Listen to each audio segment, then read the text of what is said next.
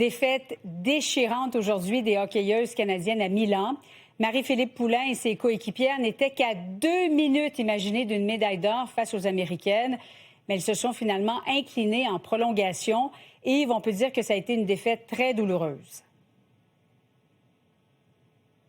Ah, absolument, Julie. C'est une défaite qui fait excessivement mal, de 2-1 en prolongation. C'est une fin crève-cœur aussi, je te dirais, pour la capitaine Marie-Philippe Poulin, qui a certainement disputé son dernier match dans le cadre de Jeux d'hiver. C'est 5e jeu quand même, il faut le faire. J'ai réalisé des entrevues tantôt avec des partisans américains très heureux, des supporters canadiens extrêmement déçus partout ici à Milan, mais certainement au Québec. À l'intérieur de l'amphithéâtre, quand même, je dirais que la majorité des sièges étaient occupés par des partisans canadiens et il ne restait qu'un peu plus de 2 petites minutes en troisième période quand Larry Knight des Américaines a créé l'égalité. Les États-Unis avaient retiré leur gardienne et en période supplémentaire, c'est là que ça s'est décidé, Julie.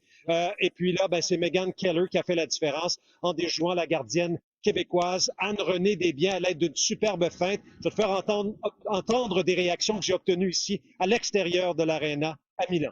Les filles a joué un immense joué de gamme. C'est très bien, très bien. C'est aussi près d'un match nul qu'on peut avoir. Fallait que quelqu'un gagne, mais franchement, les Canadiennes se sont vraiment bien démenées. Ils ont fait un effort incroyable. Marie Poulin joue sur un genou seulement. L'autre est cassé. Et avec 3 minutes qui restent, on a tout pensé qu'il va gagner. Mais on est vraiment triste à ce moment. Two such great good teams, you know. Someone has to lose, it's terrible. But I'm sure the Canadians will win the men's gold. Julie, prochain rendez-vous, c'est évidemment vendredi, la demi-finale hockey des hommes. Maintenant, Canada contre la Finlande. On s'en reparle évidemment demain. Voilà, absolument. Julie. Merci Yves.